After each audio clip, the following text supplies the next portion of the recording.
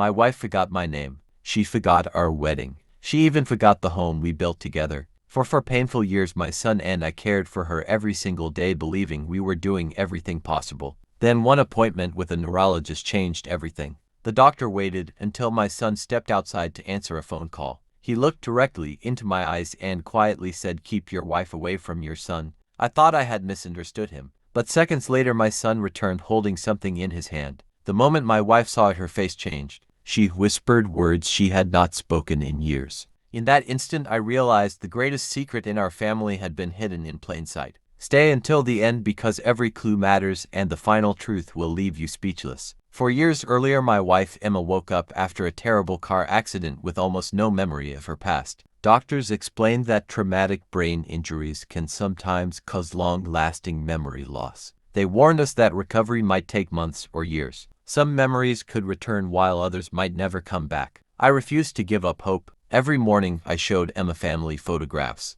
I reminded her of our first date. I played her favorite songs. I cooked meals she once loved. Sometimes she smiled politely as if hearing someone else's story. Other times she stared into the distance without saying a word. Our son Daniel became my greatest support. He moved back home to help care for his mother. He was patient, kind, and always willing to help. I believed I was lucky to have such a devoted son. Years passed without improvement. One afternoon Daniel suggested visiting a famous neurologist in another city. He had read about the specialist and insisted this doctor had helped patients with difficult cases. I agreed immediately because I would have traveled anywhere for my wife. The clinic looked modern and peaceful. The neurologist spent nearly 2 hours examining Emma. He asked detailed questions and watched every reaction carefully. At one point he showed her different family photographs. Emma recognized no one. Then he casually showed her a childhood drawing Daniel had brought from home. For just a second Emma looked frightened. The doctor noticed. He quietly continued the examination as if nothing had happened. When Daniel stepped outside to answer a phone call, the doctor closed the office door. His expression changed completely. He lowered his voice. "Keep your wife away from your son." My heart almost stopped. I stared at him, unable to speak.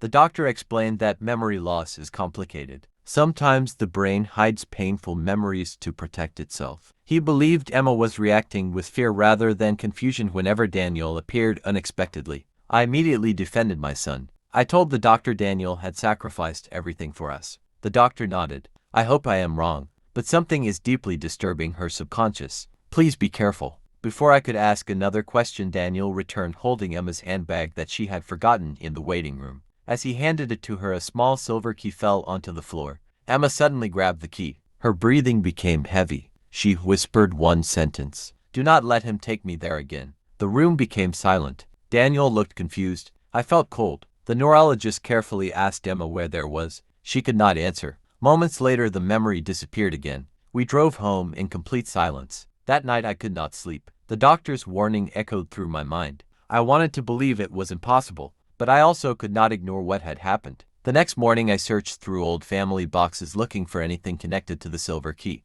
Hours later I found an old storage receipt with the same number engraved on the key. The storage unit had been rented years before Emma's accident. Only Emma's signature appeared on the paperwork. I decided to visit alone. Inside were old photo albums, journals, and several sealed envelopes. One envelope had my name written on it. My hands shook as I opened it. Emma had written the letter years before her accident. She explained she had discovered someone was manipulating family finances. She believed someone close to us was secretly stealing money from her late father's business. She had gathered evidence but wanted absolute proof before confronting anyone. The final sentence terrified me. "If anything happens to me, trust no one until you read everything." I spent the next several hours examining documents, bank records, property transfers, forged signatures, hidden accounts. Every document pointed toward one person: Daniel. I refused to believe it. There had to be another explanation. When Daniel came home, I said nothing. Instead, I contacted a lawyer. The lawyer carefully reviewed every document. He discovered large sums of money had disappeared over several years.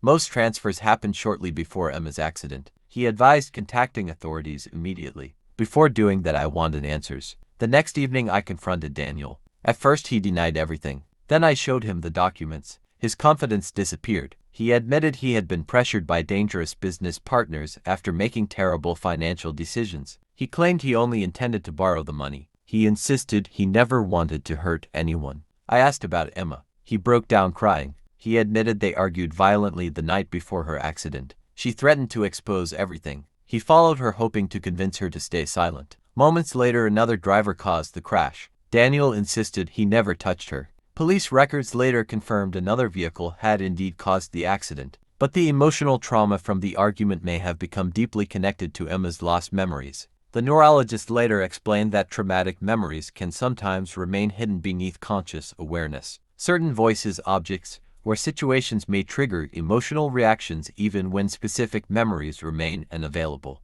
Weeks later, Emma began therapy with specialists experienced in memory rehabilitation. Recovery was slow, very slow. Some memories returned in small pieces. She remembered our wedding ring. She remembered our first home. One afternoon, she looked at me with tears in her eyes. She whispered, "I know you waited for me." Those words were worth every painful year. Daniel accepted responsibility for the financial crimes and cooperated fully with investigators. He apologized repeatedly to both of us. Forgiveness did not happen overnight. Trust once broken takes years to rebuild. Our family would never be the same. But the truth finally gave us a chance to heal instead of living inside unanswered questions. I often think about that day inside the neurologist's office. One quiet warning changed everything. If the doctor had stayed silent, we might never have uncovered the hidden truth. Sometimes love means believing. Sometimes love means questioning even the people closest to you. And sometimes the hardest truth becomes the first step toward healing. Life taught me that memories can disappear, but truth always leaves traces behind. Real healing begins when we stop running from painful answers and find the courage to face them. If this story touched your heart, remember to protect the people you love and never ignore the small signs that something is wrong, because one quiet moment can change an entire lifetime.